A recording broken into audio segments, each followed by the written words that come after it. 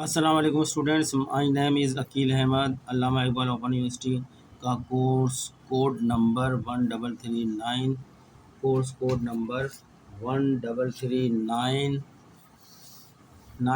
Accounting जिसका उन्वान है बेसिक्स ऑफ अकाउंटिंग। ये हम पढ़ा रहे हैं। हमारा यूनिट नंबर 4 चल रहा है। इससे पहले हमने एक यूनिट नंबर 4 का थोड़ा सा इंट्रोडक्शन टॉपिक आपके सामने डाला था, बहुत छोटा था, 11-12-13 मिनट का। आज जहाँ से ख़त्म किया था वहीं से शुरू कर रहे हैं, दूसरा लेक्चर है ये यूनिट नंबर 4 का। पहले थोड़ा सा थियोरेटिकल कॉन्सेप्ट समझ लें। चैप्टर समझने के लिए बहुत आसान चैप्टर है, ज़्यादा मुश्किल नहीं, इम्तान में आता है, बहुत इंपॉर्टेंट है इम्तान में आने के लिए। तो लिहाजा इस चैप्टर की आप ज़्यादा प्रैक्टिस करें।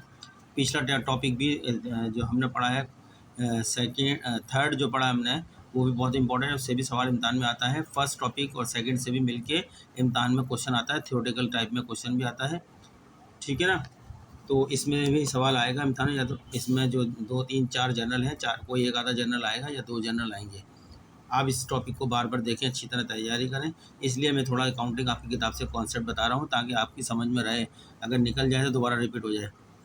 ये पॉइंट नंबर 1 है जिसका ताल्लुक है यूनिट नंबर 4 का, जिसका उन्वान है, मैं दिखा देता हूँ आपका उन्वान। ये यूनिट नंबर 4 आपको नज़र आ रहा होगा, यूनिट 4। इसका उन्वान अब भी आपको दिखा देता हूँ, स्पेशल जर्नल, और या इसको दूसरा नाम होता है सब डिवीज़न ऑफ जनरलों में तकसीम हो जाती है, वो हम बताएंगे अंदर थियोरेटिकल कॉन्सेप्ट के अंदर, ठीक है। ये आपको दिखा होगा। ये थोड़ा सा हमने इंट्रोडक्शन जो था ये हमने पिछले लेक्चर में पढ़ लिया था, इंट्रोडक्शंस और उसके ऑब्जेक्टिव ये हमारे अपलोड हुए हैं। हमने इसमें अच्छा खासा लेक्चर दे दिया था इसको आपको 12 मिनट का।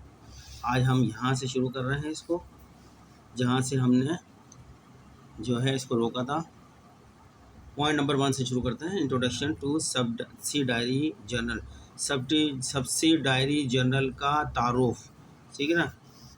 सब्सिडायरी जनरल वो होते हैं जो हर कस्टमर या सप्लायर के अलग अलग बनाए जाते हैं। जब हम कोई सेल्स उधार में करते हैं या कोई परचेज उधार में करते हैं तो लातादाद हम उधार में जो है माल ख़रीदते हैं मुख्तलिफ़ दुकानदारों से। जब हम माल परचेज़ करते हैं मुख्तलिफ़ दुकानदारों से, तो हमारे सप्लायर होते हैं, उनको अकाउंटिंग में बोलते हैं सप्लायर, ठीक है। और जब हम माल जिनको उधार में बेचते हैं बहुत सारे मुख्तलिफ़ नामों के साथ, तो वो हमारे क्या होते हैं, कस्टमर होते हैं। सेल करते वक्त जिनको हम बेच रहे हैं वो हमारे कस्टमर होते हैं, परचेज़ करते वक्त जिनसे हम ख़रीद रहे हैं वो हमारे सप्लायर होते हैं, ठीक है ना। तो उनके अलग अलग अकाउंट को मेंटेन करते हैं पेमेंट और की शक्ल में और लायबिलिटी की शक्ल में, यानी वसूलियाबी अदायगी की शक्ल में, या फिर कैश पेमेंट मिल रही होती जब उनसे उनके अकाउंट मेंटेन होते हैं, तो उनको सब्सिडायरी लेजर कहते हैं, ठीक है। अलग अलग कस्टमर के ledger. Why the journal is subdivided, जर्नल को क्यों सब डिवाइडेड जाता है। एक जर्नल है, एक जर्नल को मुख्तलिफ और हिस्सों में डिवाइड कर दो तो वो सब डिवाइडेड जर्नल कहलाता है। आपके पास एक जर्नल एक जर्नल था, जो अभी आपने पिछले पढ़ा, जर्नल रोज़ नाम चाहे आम, हर टाइप की ट्रांजेक्शन आप उसमें रिकॉर्ड कर रहे थे रोज़मर्रा से मुताल्लिक कारोबार की, जिसमें पैसे की इन्वॉल्वमेंट होती है। वो आप रोज़ाना उसके अंदर एक क्लर्क को बिठा देते थे, सुबह से लातादाद ट्रांजेक्शन होती थी, वो बेचारा करता रहता था, उसके अंदर रिकॉर्ड डेबिट एंड क्रेडिट के रूल्स को फॉलो करते हुए ट्रांजेक्शन को रिकॉर्ड करता रहता था। और शाम हो जाती थी, 10-10 बज जाते थे उसको सारी रिकॉर्डिंग करते करते। फिर उसके बाद दूसरा क्लर्क का काम होता था, वो लेजर मेंटेन करता था। जब जनरल उसके सामने आया था ये सारी रिकॉर्डेड ट्रांजेक्शन है, इनको पोस्ट करो जनरल में, दूसरा क्लर्क जनरल मेंटेन करता था। अब बहुत सी छोटी ऑर्गेनाइजेशन में एक ही आदमी करता है, जो जो जनरल में रिकॉर्डिंग करता है वही जो है लेजर अकाउंट भी कर लेता था।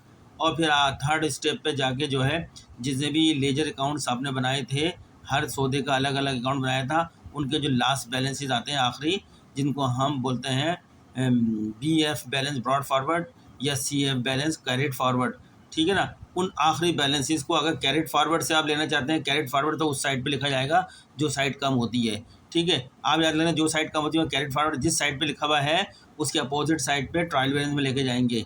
अगर CF का बैलेंस आपने जो है क्रेडिट साइड पे लिखा है तो ट्रायल बैलेंस में वो बैलेंस जाएगा डेबिट साइड पे, क्योंकि जो ज़्यादा पैसा है वो डेबिट साइड का है, इसीलिए तो हमने क्रेडिट में लिखा है कि इतने पैसे कम पड़ रहे हैं, लेकिन वो पैसे कहाँ के हैं, डेबिट साइड के हैं। तो जब भी CF क्रेडिट में लिखा होगा तो वो डेबिट में होगा। अगर डेबिट में CF लिखा होगा इसका मतलब क्रेडिट साइड बड़ी है तो वो बैलेंस क्रेडिट में लिखा जाएगा, प्री क्लोजिंग ट्रायल बैलेंस के अंदर जब बनाएंगे तमाम काम को चेक करने के लिए बैलेंस शीट को रखेंगे, डेबिट और क्रेडिट फॉर्म में चेक करेंगे। अगर दोनों के टोटल एग्री हो जाते हैं तो इसका मतलब होता है कि सारा काम accounting principle and rules of debit credit के मुताबिक हुआ है। अगर उसमें कोई दोनों साइड में डेबिट क्रेडिट साइड में फ़र्क आता है तो कहीं ना कहीं कोई मिस्टेक होती है, वो हमें तलाश करना पड़ती है। मिस्टेक को दूर करके किसी अकाउंट में मिस्टेक होगी या किसी एंट्री में मिस्टेक होगी या टोटल करने में मिस्टेक होगी या बैलेंस करने, कहीं ना कहीं मिस्टेक ज़रूर होगी। ठीक है, मैं आपको बता दूं ट्रायल बैलेंस कैसे बनाया जाता है। 1 मिनट पहले आपको शायद पता नहीं है कैसे बनाया जाता है, मैं बता देता हूँ। ठीक है, जब भी आप ट्रायल बैलेंस बनाने जाएंगे हम सबसे पहले नाम लिखेंगे कंपनी का, कारोबार का। इम्तान में जब ट्रायल बैलेंस लेजर अकाउंट बना लेंगे आप, तमाम जनरल ट्रांजेक्शन पोस्ट कर देंगे उनके मुतालिका अकाउंट के अंदर। जैसे कैश से मुतालिक ट्रांजेक्शन कैश में पोस्ट हो जाएगी, कैपिटल मुतालिक ट्रांजेक्शन कैपिटल अकाउंट में पोस्ट कर देंगे, और बैंक से मुतालिक ट्रांजेक्शन बैंक अकाउंट में पोस्ट कर देंगे, परचेज से मुतालिक ट्रांजेक्शन परचेज अकाउंट में पोस्ट कर देंगे, सेल्स से मुतालिक ट्रांजेक्शन सेल्स अकाउंट में पोस्ट कर देंगे, रेंट एक्सपेंस से मुतालिक ट्रांजेक्शन रेंट अकाउंट में, एडवर्टाइजिंग एक्सपेंस में मुतालिक, इस तरह जितने भी लातादार अकाउंट सबके अपने अपने नाम होंगे उनमें पोस्ट कर देंगे। उनके महीने के आखिर का जो बैलेंस आएगा वो बैलेंस या ट्रायल बैलेंस के अंदर लेकर आते हैं हम। जो अगर अगर कहीं CF लिखा हुआ है क्रेडिट साइड में, बैलेंस क्रेडिट में लिखा है तो उसको हम डेबिट में लिखेंगे। अगर CF जो है हमारा डेबिट में लिखा हुआ है तो वो हमारे ट्रायल बैलेंस के क्रेडिट साइड में आएगा। ये याद रख लें, ये मैंने बता दिया आपकी कन्फ्यूजन। सबसे पहले आप नाम लिखेंगे, फ़र्ज़ करें मिस्टर, मैं अपना नाम ही लिख देता हूँ अकील, मिस्टर अकील। सवाल में नाम आया आपका मिस्टर अकील, आपने उसके लेजर अकाउंट बना लिए, लेजर अकाउंट के बैलेंसेस कर लिए। ठीक है, इसी नाम से जनरल बनाया, लेजर अकाउंट बनाए, लेजर अकाउंट के सबके आखिरी बैलेंसेस पोस्टिंग करने के बाद तमाम रिकॉर्डिंग ट्रांजेक्शन है जनरल में है उनकी पोस्टिंग करी, जितने अमाउंट से जिस साइड पे डेबिट में क्रेडिट में पोस्टिंग करी, आखिर में उनके बैलेंस निकाल लिए। बैलेंस CF आपके पास आ गए हैं। CF बैलेंस जिस साइड पे होते हैं, क्रेडिट में होंगे तो हम यहाँ ट्रायल बैलेंस में डेबिट में लिखेंगे, अगर डेबिट में होंगे तो ट्रायल बैलेंस में क्रेडिट में लिखेंगे। ये चीज़ याद कर लें, गलती नहीं होगी। अब बनाना ट्रायल बैलेंस, इसको प्री क्लोजिंग ट्रायल बैलेंस भी बोलते हैं। ट्रायल बैलेंस, ठीक है, कौन से महीने का है? For the month of January 2024 या एज 8 जनवरी, एज एट 30 तारीख डालेंगे 31 जनवरी 2024, ये भी लिख सकते हैं आप। मैंने 4 मंथ लिख दिया, या करके ये भी लिख सकते हैं, ऐसे करके ये भी लिख लें, एज 8 31 जनवरी 2024। आप ये भी लिख सकते हैं जिस तारीख को बनाना है ट्रायल बैलेंस, ये या ये भी लिख सकते हैं, कोई भी लिख सकते हैं आप। ठीक है, कोई एक लिखिएगा। आप फिर ट्रायल बैलेंस का स्केल लेके इस तरह लाइन खींचिएगा,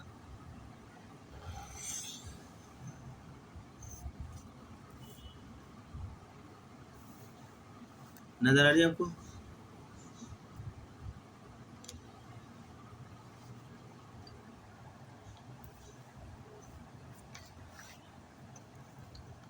फिर एक लाइन इधर नीचे खींचिएगा, पूरा नज़र आ रहा है, देख लें।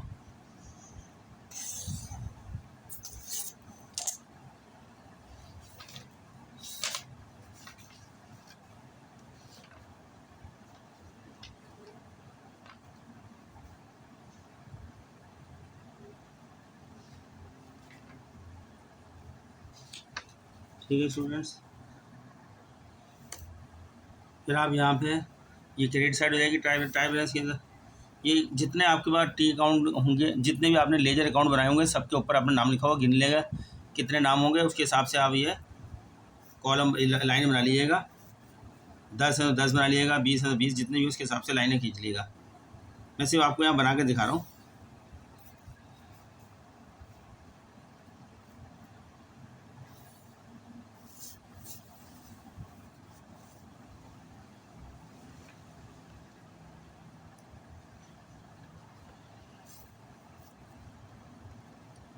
आपकी किताब में इस तरह दिया हुआ है, देख रहे हैं, आपकी किताब में इस तरह का ट्रायल बैलेंस दिया हुआ है।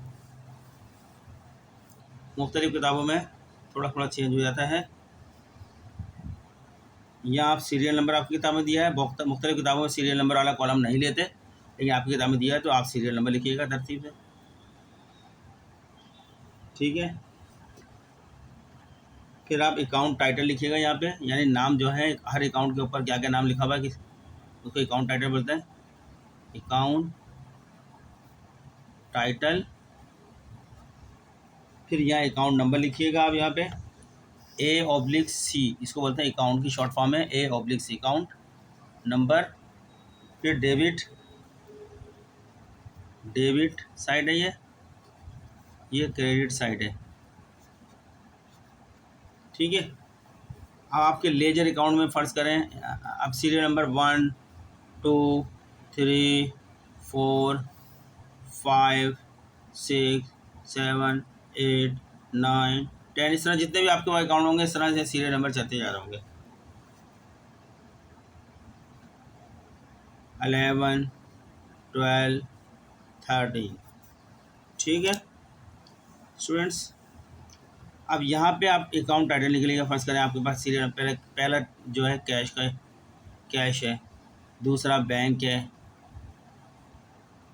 अकाउंट, तीसरा आपका पास जो है वो अकाउंट है क्या बोलते हैं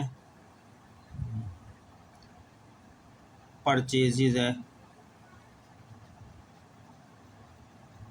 फिर आपके पास जो है ऑफिस सप्लाइज है,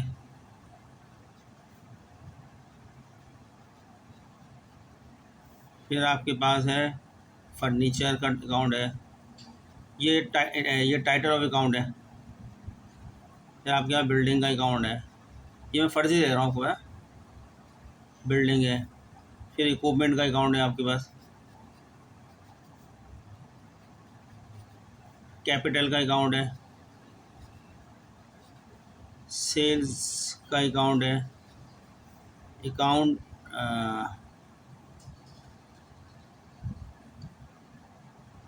असगर सन्स का अकाउंट है, ठीक है। नोमान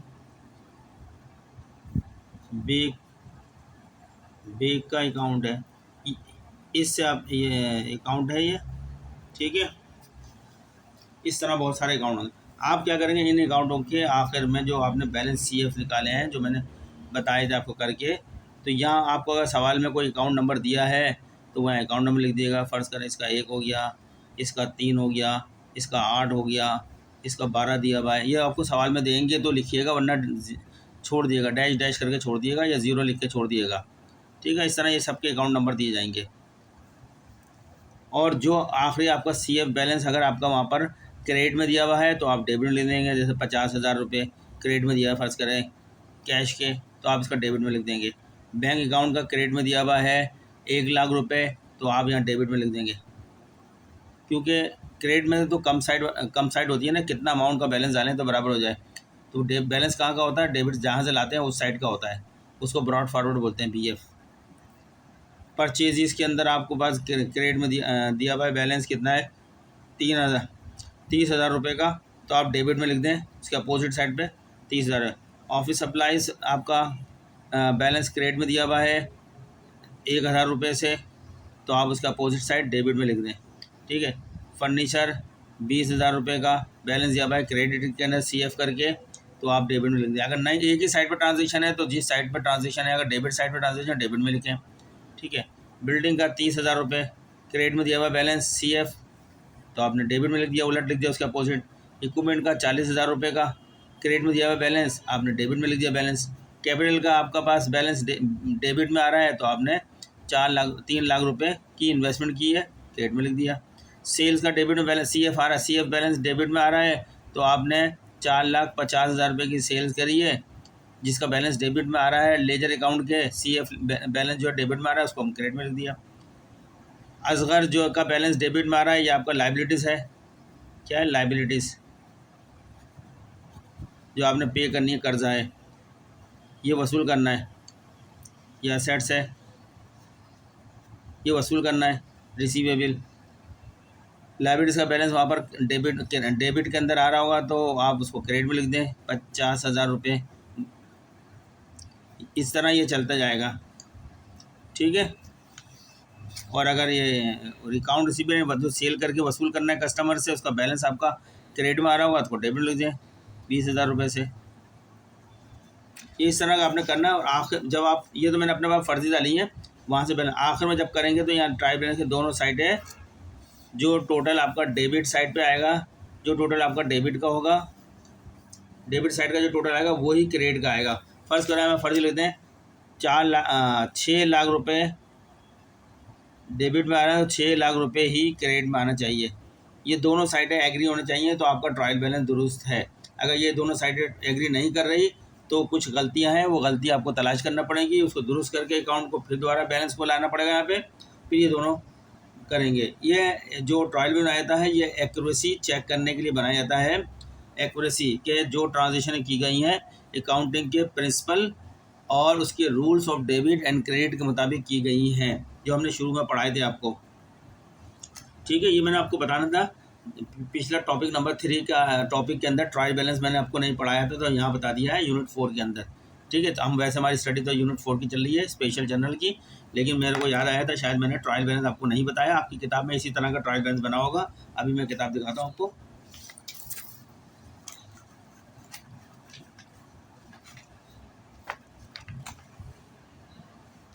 ये आपका, तो ये सगीर अली, पहली लाइन में सगीर अली, दूसरी लाइन में ट्रायल बैलेंस, तीसरी लाइन में मई 31, 2013। ये सेंटर में लिखिएगा बिल्कुल पेज के।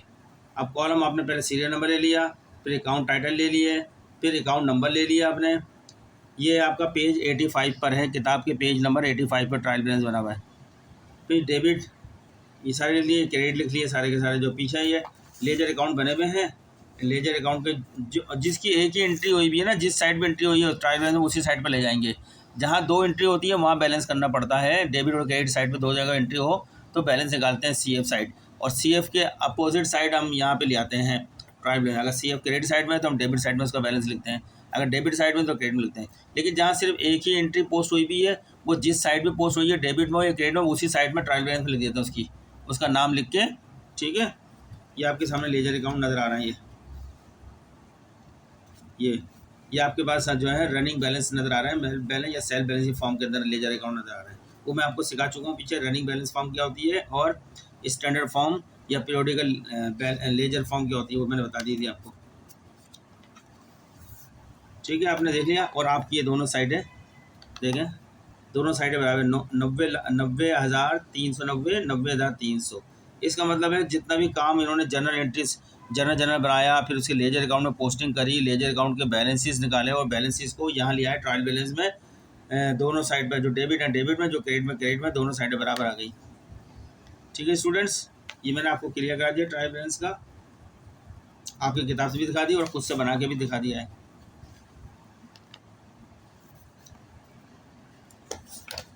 अब हम चलते हैं अपने स्पेशल जनरल जहाँ से रुका था, जो हमारा टॉपिक चल रहा था स्पेशल जनरल पॉइंट नंबर 1। मैं इसको पढ़ के सुना रहा हूँ, आपको बता रहा हूँ पढ़ के। हमारा अब शुरू कर रहे हैं हम, दूसरा लेक्चर है हमारा इसके ये पर, यूनिट नंबर 4 और स्पेशल जनरल या सब डिवाइडेड जनरल जो होते हैं, ठीक है ना, उनको। तो हम इसको पढ़ेंगे स्पेशल जनरल, इनके बारे में हम इंट्रोडक्शन के अंदर पढ़ रहे हैं। Point number 1, introduction to business subsidise ledger. Star of subsidise ledger का क्या है, मैंने भी थोड़ी देर पहले बता दिया था। वाई जनरल इज सब डिवाइड, जनरल को क्यों सब डिवाइड किया जाता है, क्यों हम खाली जनरल में ही सारा काम नहीं कर लेते, उसकी मज़ीद तकसीम क्यों करते हैं और मज़ीद जनरल में काम क्यों बढ़ाते हैं हम, उसके बारे में पढ़ा जा रहा है। इसलिए बताया था यहाँ पे पहले, इसको पढ़ने से पहले जनरल में जो एक क्लर्क को बैठा दिया जाता है ऑफिसों के अंदर, और जितने भी उसके सामने वाउचर, जिसको रसीदें बोलते हैं, वाउचर पेमेंट की वाउचर आ रही होती हैं, या कोई चीज़ कोई आपने खर्चा किया है, खर्चे की पेमेंट की है, जो क्लर्क अकाउंट्स क्लर्क के पास आ रही होती हैं, वो अपनी फ़ाइल में लगातार तरतीब डेट वाइज उनको लगाता जाता है। और फिर उसकी अकाउंटिंग की जो कॉलम होते हैं, date, particular, post, LF ledger folio होता है, और डेबिट क्रेडिट इस किस्म के कॉलम का जनरल होता है, उसके अंदर उनकी बाकायदा एंट्री करता रहता है। जनरलाइज जिस वक्त वो एंट्री कर रहा होता है उस काम को जनरलाइजिंग बोलते हैं। जब वो जब जिस वक्त अकाउंट्स क्लर्क किसी ट्रांजेक्शन को रिकॉर्ड कर रहा होता है, वो रिकॉर्डिंग प्रोसेस को हम जनरलाइजिंग कहते हैं, याद रख लें, कभी इम्तहान में पूछ लिया जाता है। जिस वक्त एक अकाउंट्स क्लर्क जिसके पास कंपनी के रोज़मर्रा ट्रांजेक्शन के रसीदें यानी वाउचर्स आते हैं, कैश मेमो आती हैं, बिल्स आते हैं, जिनकी बेस पे वो अपने जर्नल में एंट्री रिकॉर्ड कर रहा होता है। रिकॉर्डिंग करने के टाइम को हम कह रहे होते हैं जर्नलाइजिंग। ठीक है, ये प्रोसेस होता है जर्नलाइजिंग। जब वो रिकॉर्डिंग करके बंद कर देता है, एंट्री लाइन लगा देता है, तो फिर वो जर्नलाइजिंग मुकम्मल हो चुकी होती है और वो कन्वर्ट हो जाती है एंट्री में। वो एक एंट्री उस तारीख की एक एंट्री बन गई, इंदराज हो गया, उसका दर्ज हो गई। ठीक है, तो वो ऐसे एक दिन में लातादाद ट्रांजेक्शन होती है। अगर छोटा सा कारोबार है, 30 40 20 25 ट्रांजेक्शन है, 30 40 50 ट्रांजेक्शन एक दिन में होती हैं, तो उसके लिए सुबह से बैठता है, शाम तक आसानी से वो उसकी रिकॉर्डिंग कर लेता है।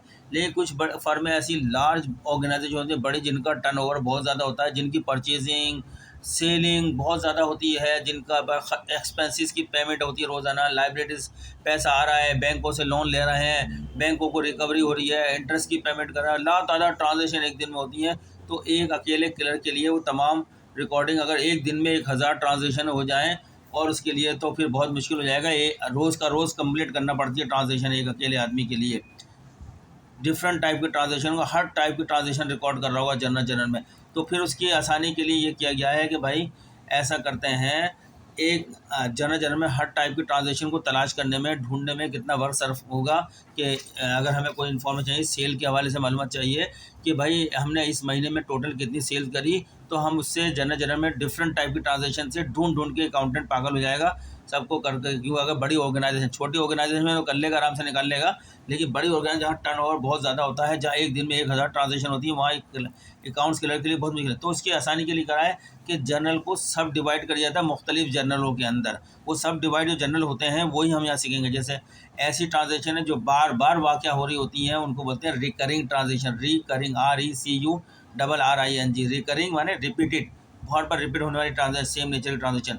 तो सेम नेचर ट्रांजेक्शन के लिए एक अलग जर्नल बना दिया है, जिनको हम स्पेशल जर्नल कहते हैं। ठीक है, जो हम पढ़ने जा रहे हैं, मैं बस मैंने अपने पास से बताना था, पढ़ता हूँ ये आपकी किताब।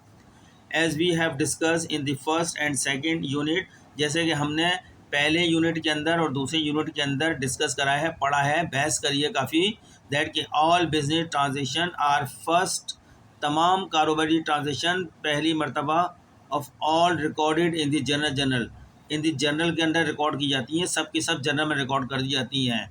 एंड देन, और फिर पोस्टेड कर दी जाती हैं इनटू दी लेजर अकाउंट, फिर उनको उनसे मुतालिक लेजर अकाउंट्स में पोस्ट कर जाता है। ये हम पिछले यूनिट में पढ़कर आ चुके हैं। Journalising of each and every transaction, जब हर ट्रांजेक्शन की जब हम जर्नलाइजिंग कर रहे होते हैं, यानी प्रोसेस के अंदर रिकॉर्ड कर रहे होते हैं, एंड देन जब वो रिकॉर्डिंग मुकम्मल हो जाती है तो उसके बाद एंड देन पोस्टिंग देम, फिर हमको उनके लेजर अकाउंट में पोस्ट कर रहे होते हैं। Into the laser is lengthy task, जो कि बहुत बड़ा जो है तवील काम हो जाता है आपका, बड़ी मेहनत करना, बहुत लंबा वक्त लेता है काम का। मोर ओवर, मजीद बरा, by recording each and every transaction in the journal, जब आप रिकॉर्ड करते हैं हर ट्रांजेक्शन जर्नल में, the sub division of work become difficult, तो सब डिवीजन वर्क जो है बहुत मुश्किल हो जाता है। द जर्नल इज़ देयरफॉर सब डिवाइडेड, जर्नल को इसलिए सब डिवाइड किया जाता है इन सच अ वे, इस तरह, दैट के a separate book is use for each class of transaction, एक अलग से किताब एक अलग नोयत की ट्रांजेक्शन को रिकॉर्ड करने की जाए। जैसे परचेज़ की ट्रांजेक्शन है, एक दिन में बहुत सारी आप ख़रीदारी कर रहे हैं, एक ही नेचर की ख़रीदारी कर रहे हैं। अगर आप कपड़ा ख़रीद रहे हैं, 10 दुकानदारों से अलग अलग कपड़ा ख़रीद रहे हैं उधार के अंदर, एक से नहीं कर रहा है, मुख्तलिफ वैराइटीज़ का कपड़ा है, एक दिन में 50 से कर रहे हैं, 10 से कर रहे हैं, ये एक जैसी ट्रांजेक्शन है, नेचर है परचेज़ की। तो इसके लिए एक अलग से जर्नल खोल लेंगे, वो परचेज जर्नल कहलाएगा। अब उसमें से अगर कोई डिफ़िकल्ट होती है, कोई ख़राबी निकलती है, तो वो वापस करेगा, हम वापस करेंगे सप्लायर को, जिससे हम ख़रीदते हैं वो सप्लायर होता है, लिहाजा उसको ले जाके वापस कर देंगे। तो वहाँ भी एक वापसी की भी बहुत सारी ट्रांजेक्शन होती हैं, गलतियाँ होती हैं उनके अंदर, उसके मुताबिक सैम्पल के मुताबिक नहीं होता है, वापस भी होता है। तो उसके लिए भी ये रिकरिंग नेचर की ट्रांजेक्शन परचेज से मुताल्लिक जो होती हैं, तो purchase return and allowance journal खुल जाता है उसके लिए। इसी तरह एक दिन में बहुत सी सेल्स से मुतालिक ट्रांजेक्शन होती हैं। उधार के अंदर मुख्तलिफ लोगों से हम बेचते हैं। हमारे ग्राहक एक ही ग्राहक नहीं होता, सारा सौदा खरीदने के अलग अलग नामों के ग्राहक आते हैं जो हमसे उधार लेके आते हैं। सबके उधार खाते खुले होते हैं। तो अभी एक ही नेचर की है, उधार की ट्रांजेक्शन, एक चीज़ खरीद के ले जा रहे हैं तो हम उसके लिए एक अलग से जर्नल बना लेते हैं, क्योंकि रिपीटेड ट्रांजेक्शन हो रही है। उसका नाम होता है सेल जर्नल। इसी तरह हमारे कस्टमर बहुत सी गलतियाँ होती हैं, उनके फार्मूले के मुताबिक नहीं होता या कुछ ख़राब माल निकलता है, वो हमें वापस करने आते हैं, बहुत सारे आते हैं। तो हम सेल जर्नल के बाद सेल रिटर्न अलाउंस जर्नल बना लेते हैं। ठीक है, ये स्पेशल जर्नल होते हैं, सब डिवाइडेड जर्नल होते हैं। पढ़ते हैं आगे। द जर्नल इज देयरफॉर सब डिवाइडेड इन सच अ वे, इस तरीके से सब डिवाइड किया है that a separate book is use for each class of transaction. Journal को हम सब डिवाइडेड करते हैं, इस तरह करते हैं कि हर जर्नल के लिए एक अलग से बुक इस्तेमाल की जाए उसकी उससे मुतालिक ट्रांजेक्शन की। आगे चले 1.2 पढ़ते हैं, the documentary evidence of transaction. अब कोई ट्रांजेक्शन ज़बानी बात पे तो की नहीं जाती। मैं कहूँ मैंने 50,000 रुपये का जो है फर्नीचर ख़रीदा है ऑफिस के लिए अकाउंट्स क्लर्क को, और तुम इसकी एंट्री कर दो इस तारीख के अंदर। अकाउंट क्लर्क कभी नहीं करेगा, वो कहेगा मुझे प्रूफ ला के दो। कल मुझसे पूछा जाएगा ये आपने एंट्री कैसे करी है। जब आप प्रैक्टिकल अकाउंट्स करेंगे तो आपको प्रूफ के लिए रसीदें चाहिए होंगी। उस जिस ट्रांजेक्शन को आप रिकॉर्ड करोगे उससे रसीद मांगोगे, बिल मांगोगे, कोई चेक मांगोगे, पेमेंट का चेक है, कोई कैश मीमो मांगोगे, कैश में पेमेंट की है, तो कोई डॉक्यूमेंट चाहिए होगा आप जो है जिसकी बेस पे रिकॉर्ड करेंगे और वो डॉक्यूमेंट को बाहिफाजत अपनी फाइल में रखेंगे। वही इसके अंदर बात बताई जाएगी आपको। ठीक है स्टूडेंट्स, अभी हम पढ़ते हैं, ये मैंने अपने पास से आपको बता दिया, यही बात इसमें बताएगी डॉक्यूमेंट्री एविडेंस में। For recording business transactions in books of accounts there must be some written proof of the transaction. जिस वक्त हम बिजनेस अकाउंट्स बुक के अंदर फॉर रिकॉर्डिंग बिजनेस ट्रांजेक्शन, हम कारोबारी ट्रांजेक्शन रिकॉर्ड करते हैं इन बुक्स ऑफ अकाउंट्स की किताबों में, there must be some written proof, वहाँ पर आपको कुछ लिखा हुआ प्रूफ चाहिए ऑफ द ट्रांजेक्शन के मुतालिक। ठीक है, इन रूटीन रोज़मर्रा के अंदर बिजनेस एक्टिविटी, रोज़मर्रा की कारोबारी सरगर्मियों में many transaction are executed verbally, बहुत सी ट्रांजेक्शन ज़बानी होती हैं। This types of transaction are not recorded, ये ज़बानी ट्रांजेक्शन रिकॉर्ड नहीं होती in the books of accounts के अंदर अनटिल, जब तक these are supported by document, जब तक उनसे मुतालिक कोई डॉक्यूमेंट्स ना मिल जाए, यानी रसीद मिल जाए, कोई बिल मिल जाए जिसको हम हिफाजत से रख सकें कि भाई हमने ये जो सौदा रिकॉर्ड किया है आपका इस रसीद की बुनियाद पे किया है, या इस चेक की बुनियाद पे किया है, इस बिल की बुनियाद पे किया है, इस वाउचर की बुनियाद पे किया है, उसमें जो वाउचर में तारीख लगी होती है उसका जिक्र किया जाता है उसके अंदर।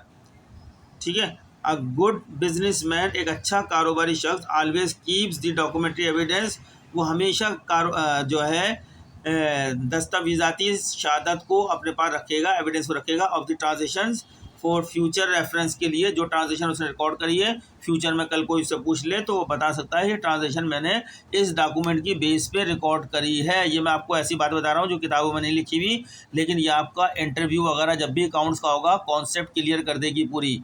आगे की आपकी तालीम हासिल करना पड़ेंगे, वहाँ भी आपका कॉन्सेप्ट क्लियर हो जाएगा। ये बातें किताब में नहीं लिखी जो मैं बताता जा रहा हूँ आपको। ठीक है, the return evidence of the transaction is called voucher. जितनी भी आपके पास जो रिटर्न एविडेंस आएंगी रसीदों की शक्ल में, बिल की शक्ल में, चेक की शक्ल में, ठीक है ना, कैश मीमो की शक्ल में, उन सबको क्या कहेंगे, वाउचर्स। इस कॉल्ड वाउचर है वो। वाउचर एक रसीद होती है, एक एविडेंस डॉक्यूमेंट होता है। ठीक है, ये वाउचर कोई इसका स्टैंडर्ड फॉर्म नहीं है बनाने की, बल्कि हर ऑर्गेनाइजेशन कंपनियां अपनी ज़रूरत के मुताबिक इसको डिज़ाइन करती हैं, कोई स्टैंडर्ड फॉर्म नहीं है वाउचर की।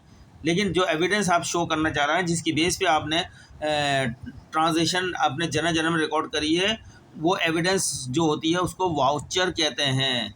उर्दू बोल रहे हैं रसीद कहते हैं। Voucher can be any document, voucher कोई भी डॉक्यूमेंट हो सकता है दैट कंटेन फुल पर्टिकुलर, जिसमें पूरी तफसीलात मौजूद होती है ऑफ द ट्रांजेक्शन के मुतालिक, लेन देन से मुतालिक। There is no any standard format of voucher, voucher का कोई मायारी फॉर्मेट नहीं है, कोई मायारी नमूना या खाका नहीं है। Businessman can develop style of voucher, कारोबारी लोग वाउचर का स्टाइल खुद डेवलप करते हैं according to his own needs, अपनी ज़रूरत के मुताबिक। इन द बिजनेस वर्ल्ड, कारोबारी दुनिया में डॉक्यूमेंट्स दस्तावेज़ात, दोज आर जनरली यूज, जो आम तौर पर इस्तेमाल होती हैं एज वाउचर के तौर पर, आर बतौर वाउचर बिल्स होते हैं, बिल्स भी वाउचर होता है। कैश मेमो यानी पेमेंट कैश में कर दी गई, कलेक्शन कैश में कर दी गई, सब जो काम कैश में हो रहा है वहाँ कैश मेमो इस्तेमाल किया जाता है। चेक होते हैं, थ्रू बैंक के ज़रिए से पेमेंट और कलेक्शन हो रही है। बैंक एडवाइस, कुछ बैंक की तरफ से एडवाइस होती है किसी क्लाइंट के अकाउंट के हवाले से। क्रेडिट नोट, जो क्रेडिट नोट जो है डेटर्स को डेटर इशू करता है, ठीक है, डेटर्स की तरफ से इशू होता है। डेबिट नोट यानी लाइबिलिटी साइड पे, पेमेंट साइड पे जो हम नोट इशू करेंगे वो क्रेडिट नोट होंगे, वसूली साइड पे जो नोट होगा हमारा वो डेबिट नोट होगा। एंड स्टेटमेंट ऑफ अकाउंट्स, और किसी कस्टमर से और कंपनी का अकाउंट से कितनी सेल की गई है महीने में, पूरी डिटेल इसमें लिस्ट होती है, स्टेटमेंट ऑफ अकाउंट होता है। Brief introduction of this document, मुख्तसर डिस्क्रिप्शन इन डॉक्यूमेंट का इज एजेंडा, वो नीचे दिया जा रहा है जो जो अभी हमने पढ़ा। मेरा मकसद यहाँ पे थ्योरेटिकल कॉन्सेप्ट करना है कि आपके जहन में तसव्वुर क्लियर हो जाए इन चीज़ों का। अभी आगे हम प्रैक्टिकल तो कर ही लेंगे, इम्तिहान सवाल होगा, लेकिन इनके बारे में भी आपको अच्छी तरह पता होना चाहिए। 2.1 आपकी तरफ आ रहा है, पहले 1.2 था, अब 2.1 हो गया। बिल, ये सब वाउचर होते हैं लेकिन अलग अलग नाम बताएं, बिल, कैश मेमो, इनको पढ़ लेते हैं। इट इज़ द डॉक्यूमेंट, ये दस्तावेज़ात होती है, prepared by the sales section, जो किसी भी कारोबार का सेल सेक्शन तैयार करता है, जहाँ पे से ख़रीदो फरोख्त का रिकॉर्ड मेंटेन होता है, उसको सेल सेक्शन बोलते हैं। At the time of credit sale, जिस वक्त वो क्रेडिट सेल्स होती है उस वक्त बिल तैयार करता है पेमेंट के लिए, वसूली के लिए। Normally 3 copies of bills are prepare, normally आमतौर पर 3 कॉपी बिल की तैयार होती हैं। 1 copy is send to the buyer, एक कापी जो है बायर को दे दी जाती है, यानी ख़रीदार को भेजी जाती है जिसने हमसे माल ख़रीदा है। विद दी कंसाइनमेंट, के साथ ही दे दी जाती है। कंसाइनमेंट माने सामान, जो सामान ख़रीदा है जिसने हमसे, हम जब सामान उसको हैंड ओवर करते हैं साथ में बिल की कॉपी भी उसको एक दे देते हैं।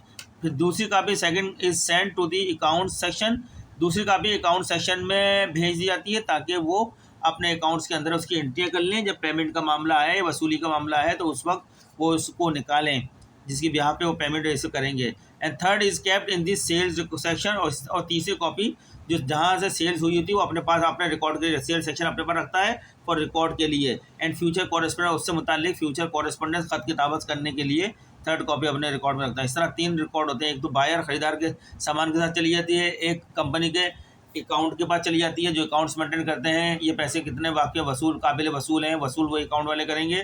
और एक कॉपी जिन्होंने सेल करी है अपने पास रखते हैं। 3 कॉपी होती हैं बिल की, इन सबको बिल कहते हैं। और नॉर्मली उनका एक मजमूई नाम क्या होता है, voucher. Cash memo 2.2, in case of cash transaction, यानी अगर आप सेल खरीदो फरोख्त करते हैं कैश के अंदर ही सिर्फ, ठीक है ना, जिस वक्त माल हैंड ओवर का उसी वक्त पैसे ले लिए, उसको कैश ट्रांजेक्शन बोलते हैं। कैश उसमें जो आपकी दस्तावेज़ बनती है उस ट्रांजेक्शन को कैश मीमो बोलते हैं। Cash memo is prepared instead of bill, यहाँ बिल नहीं बनता, बिल हमेशा उधार में बनता है जिसकी बाद में पेमेंट होती है। लेकिन यहाँ पे कैश मीमो जिसकी उसी सामान के वक्त ही पेमेंट मिल जाती है, तो वो कहाँ डॉक्यूमेंट इशू होता है, कैश मीमो होता है। इट्स 3 कॉपीज आर प्रिपेयर, इसकी भी 3 कॉपी होती है। एक तो उसके बायर, जो बायर के पास चली जाती है जो हमसे सामान खरीदता है, एक अकाउंट सेक्शन में चली जाती है, एक सेल डिपार्टमेंट अपने पास रखता है। लाइक बिल, एंड जिस तरह बिल के अंदर हमने बताया वही, and send to the concern department, और मुतालिका डिपार्टमेंट में भेज जाती है कैश मेमो की कॉपी। चेक भी वाउचर है। According to the nature, cheques are of 2 types, 2 किस्म के चेक की नौयत के मुताबिक ये 2 किस्म के चेक होते हैं। फर्स्ट, पहला जो है the businessman issued for the payment, पहला जो बिजनेसमैन पेमेंट के लिए इशू करता है अपने सप्लायर को जिससे उसने माल उधार में खरीदा था या जिनसे उसने लोन लिया था, उनकी पेमेंट का वक्त आ जाता है, उनको पेमेंट के लिए वो इशू करता है। And second, those collected by the businessman as collection of date, और दूसरा चेक वो होता है जो बिजनेसमैन ने मुख्तलिफ कस्टमरों से जिनको उधार में माल बेचा था उनसे वसूलियाबी की शक्ल में चेक वसूल किया है, चेक की शक्ल में वसूलियाबी आई है, फिर इस चेक को वो अपने बैंक अकाउंट में जमा कराता है, पहले रिकॉर्ड में रखता है फिर अपने बैंक अकाउंट में जमा कराता है। ये 2 किस्म के। He receives voucher from the creditors for payment and sends voucher to his debtor for receipt of the payment, वो जिस वक्त ख़रीदारी करता है तो उसको वाउचर भेजा जाता है, और जिस वक्त वो सेल करता है तो वो वाउचर अपने कस्टमरों को भेजता है, ठीक है। सेल के वक्त तो सेल डिपार्टमेंट वाउचर बना के भेजेगा कस्टमर को, और जिस वक्त खरीदेगा डिपार्टमेंट, तो जिससे खरीदा गया है वो डिपार्टमेंट को सेंड करेंगे, भेजेंगे वाउचर सामान के साथ। Bank advice through through this document bank inform it's clients.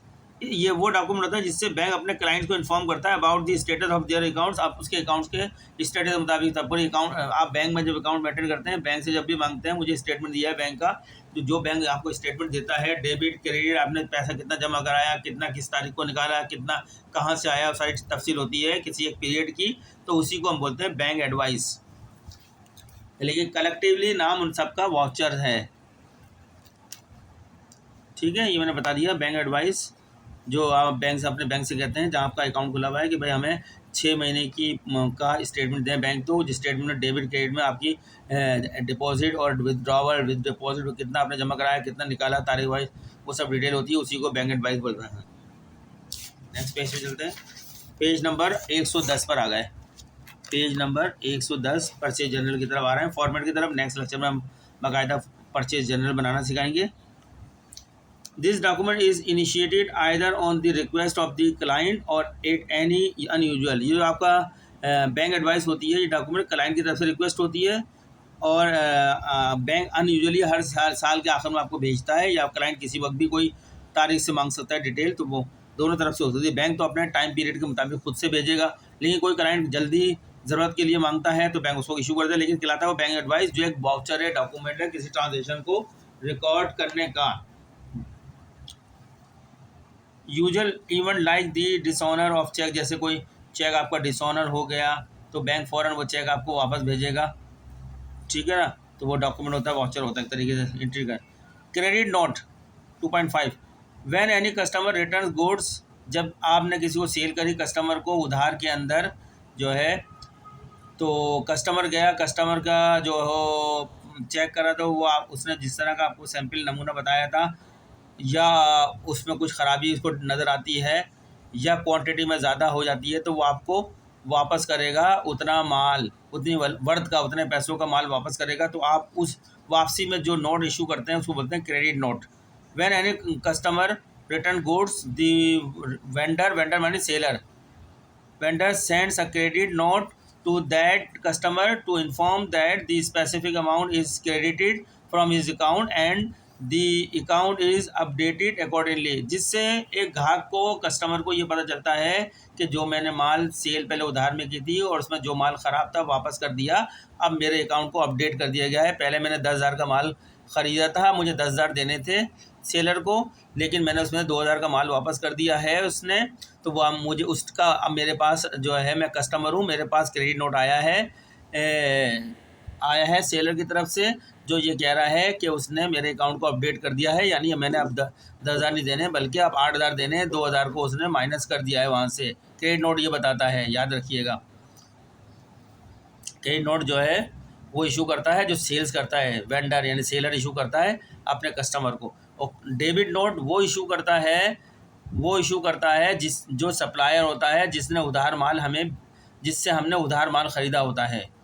When the businessman return goods to supplier, जब बिजनेसमैन सप्लायर को सामान वापस करता है जिससे उसने उधार में ख़रीदा था, किसी ख़राबी की बुनियाद पर, या डिफ़िकल्ट होता है, डिफेक्टिव होने की बुनियाद पर, या नॉट अकॉर्डिंग टू सैम्पल, नमूने के मुताबिक नहीं है, या क्वांटिटी में ज़्यादा है, किसी भी बुनियाद पर जो उधार में ख़रीदा माल वापस करते हैं सप्लायर को, तो ही also sends a debit note along with goods to inform him that the value of the goods is debited in his account and he is no more liable for this amount। तो ये भी फिर वो जिससे हमने supplier हमें debit note issue करता है, उस नोट से ये पता चलता है कि हमारा अकाउंट जो है उसने अपडेट कर दिया है। अब जो हमें पेमेंट पहले 20,000 रुपये की करनी थी, परचेज़ हमने 20,000 की थी, लेकिन उसमें से 5,000 का माल वापस कर दिया हमने किसी डिफेक्ट होने की वजह से, तो हमें अब डेबिट नोट मिला है। डेबिट नोट ये बताता है कि अब आपकी लाइबिलिटीज़ 20,000 की नहीं है बल्कि 15,000 की रह गई है, 5,000 का तो माल वापस आ गया, हमने अपडेट कर दिया अकाउंट को। Statement of account, this document is the copy of the account. ये डॉक्यूमेंट जो होता है, दस्तावेज़ जो होती है, इस अकाउंट की कॉपी होती है of buyer in the books of seller. Seller के पास बायर का जितना भी रिकॉर्ड होता है उसकी कॉपी होती है। That seller sends to the buyer, जिसे सेलर बायर को, बायर माने खरीदार को भेजता है at the end of each month, क्या हर महीने के आखिर में कि आपने हमसे इस तारीख को ये माल इतनी इतनी वैल्यू का ख़रीदा है, और इसके साथ टर्म एंड कंडीशन ये लगी हुई है कि आप इस वक्त पेमेंट करेंगे, हर महीने के आखिर में भेजता है, तो उसको हम स्टेटमेंट ऑफ अकाउंट कहते हैं। There are two objective to send this statement. इस स्टेटमेंट भेजने के दो मकासद हैं। फर्स्ट वन, पहला जो है, is let the buyer know what amount is payable. Buyer को ये पता चले कि मैंने कितने पैसे पेमेंट करने हैं जिससे मैंने उधार में माल ख़रीदा है। And second, to remind the buyer, दूसरा जो होता है मकसद का, बायर को ये भी याद दहानी करानी होती है for payment of this amount, ये अमाउंट आप पर ड्यू है, इसकी पेमेंट के लिए भेजे, इसको बोलते हैं statement of account. If the buyer found any difference, अगर बायर को पास जब भेजते हैं कोई इसमें फ़र्क नज़र आता है, he may contact the seller to reconcile the account, तो वो सेलर से कॉन्टेक्ट करेगा ताकि अकाउंट दोनों तरफ एक जैसा हो जाए। दोनों अपने पास रिकॉर्ड रखते हैं, कहीं अगर कोई फ़र्क आता है तो। अब 1.3 need for specialised journal. Specialised journal की ज़रूरत क्या है? हम स्पेशल जर्नल की तरफ चल रहे हैं। Special journals have been designed to systemize the original recording of major recurring transaction। बता रहे हैं स्पेशल जर्नल इस तरह बनाया जाता है कि original recording of major recurring transaction, जितनी भी रिकरिंग यानी रिपीटेड ट्रांजेक्शन होती हैं, while journal is use for all transaction, जबकि जर्नल तमाम ट्रांजेक्शन के लिए यूज़ किया जाता है। That can not be enter readily in one of the special journal. वो ट्रांजेक्शन है वो अपने अब रिकॉर्ड में नहीं करता है, जो ट्रांजेक्शन है स्पेशल जर्नल में रिकॉर्ड हो रही है, जर्नल में वो ट्रांजेक्शन रिकॉर्ड नहीं होती हैं। Of the special journal is a record of original entry which contains the data which will be posted to ledger account later. ये बताया गया है कि जो ट्रांजेक्शन है स्पेशल जर्नल में रिकॉर्ड हो जाती हैं वो जर्नल में रिकॉर्ड नहीं होती। ठीक है, उनकी जो पोस्टिंग होती है जर्नल से नहीं होती लेजर अकाउंट में, बल्कि लेजर अकाउंट में उनकी स्पेशल जर्नल्स के ज़रिए से होती है पोस्टिंग, ताकि उससे पता चले कि ये पोस्टिंग जो लेजर अकाउंट में आई है ये स्पेशल जर्नल यानी परचेज जर्नल या sale journal, purchase return allowance journal या सेल रिटर्न अलाउंस जर्नल, वहाँ से आई है पोस्टिंग। ठीक है student. When the business activities were not so complex, जब कारोबारी सरगर्मियाँ बहुत ज़्यादा पेचीदा ना हो, and there were no large business organisation, और बड़ी बिजनेस ऑर्गेनाइजेशन नहीं हो, and daily transaction were few, और डेली रोज़मर्रा के लेन देन बहुत थोड़े से हों, all the transaction were recorded in the journal. वो ऐसी सूरत में तमाम ट्रांजेक्शन जर्नल में रिकॉर्ड कर सकते हैं। And even nowadays, लेकिन आजकल small business with few transaction record their transaction in the journal. आज के दौर में बहुत कम ट्रांजेक्शन जिन कारोबार में होती हैं वही ट्रांजेक्शन है जर्नल में रिकॉर्ड हो रही है। That is a book of accounting record, जो जिसको अकाउंटिंग की बुक, रिकॉर्ड की बुक कहते हैं जर्नल को। फिर all the transaction of the day are recorded, जहाँ रोज़मर्रा की ट्रांजेक्शन रिकॉर्ड होती है वो जर्नल कहलाता है या डे बुक भी कहलाता है। But as the business activities grown complex, जब लेकिन कारोबारी सरगर्मियाँ बहुत ज़्यादा पेचीदा हो जाती हैं, इट इज़ फेल्ड दैट, ये महसूस किया गया है कि it is not easy for an individual, एक अकेले शख्स के लिए आसान नहीं होता, to record many transaction in the journal daily के, एक ही जर्नल डेली के अंदर इतनी सारी ट्रांजेक्शन रिकॉर्ड करना पॉसिबल नहीं होता है। फॉर इंस्टांस, मिसाल if a business sell goods one on credit to 100 customer daily, अगर एक कारोबार 100 कस्टमर को उधार में डेली सेल करता है, so it will be have to record this 100 transaction individually and repeatedly, और बार बार एक ही नोइस की ट्रांजेक्शन करना उसके लिए बहुत मुश्किल हो जाता है। The following journal entry will be repeated 100 times. ये आ रही है, is a personal account of customer to sales 50,000 10,000, फिर दोबारा ये एक और एंट्री आ गई personal account of customer to sales, फिर 20,000 हुई है। ये इस तरह चलती जाए वो थक जाएगा करते। इसीलिए ऐसी ट्रांजेक्शनों को जो पर्सनल अकाउंट से मुतालिक होती है कस्टमर के, यानी उधार की होती हैं सेल या परचेज, उनको अलग जनरल बनाओ, उसका नाम स्पेशल जनरल होता है। ठीक है। अब स्पेशल जनरल का फॉर्मेट तो आपके सामने नजर ही आ रहा है, जो बातें डेट है, पर्टिकुलर्स है, LF है, डेबिट क्रेडिट है। ये इसके अंदर रिपीट करना कितना मुश्किल हो जाता है एक अकाउंटेंट को। अब स्पेशलाइज जनरल की तरफ आ रहे हैं, अभी भी जनरल की तरफ है, इस वाले फॉर्मेट के ऊपर भी 111 पर ये page number. In the same way, if a business buys goods from 100 different vendors, it has to repeat these journal entries same time.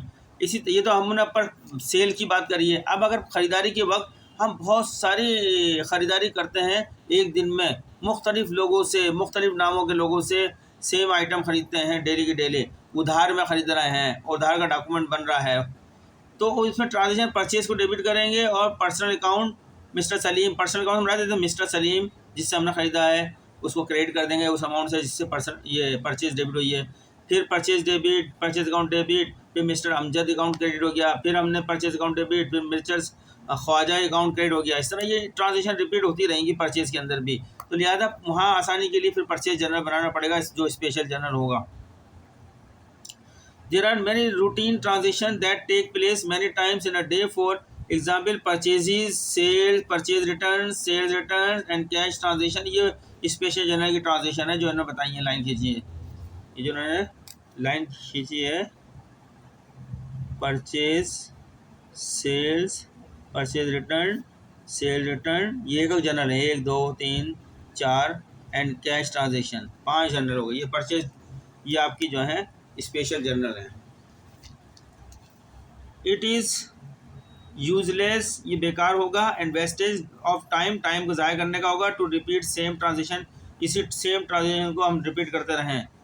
To avoid this labours, इतनी मेहनत से बचने के लिए, एंड टाइम टेकिंग रिपीटेशन, और बार बार एक ही चीज़ को करने के लिए स्पेशलाइज जर्नल्स आर यूज होते हैं to record the homogeneous transaction. तो स्पेशलाइज जर्नल को हम यूज़ करते हैं एक जैसी, होमोजीनियस माने मिलती जुलती ट्रांजेक्शनों को, समान जो होता है, मिलता जुलता समान जो होता है। फॉर दिस पर्पज़, इस मकसद के लिए, many other specific purpose journals are use along with the general के साथ अलग से बहुत से स्पेशल जर्नल भी यूज़ होते हैं किसी भी ऑर्गेनाइजेशन में।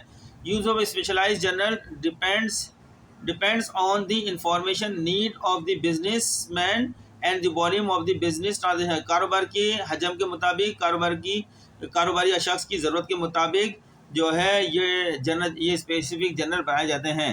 Specialise general can be many types, कई टाइप के होते हैं, but the journals mostly use as follows. ये जो आपको एक लिस्ट दे दी है, जो लिस्ट ऑफ सब्सिडारी जनरल, ये सारे सब्सिडारी जनरल्स हैं। There are many types of specialise general, and special general जो होते हैं वो सब्सिडारी जनरल होते हैं। There are many types of specialise general use in business, but most commonly use specialise generals are following. एक special general को आपको बनाना सीखना है। अब इम्तान में आएगा परचेज जनरल की कैसे बनता है, स्पेशल जनरल है इसकी एंट्री कैसे होती है, वो हम सिखाएंगे आगे।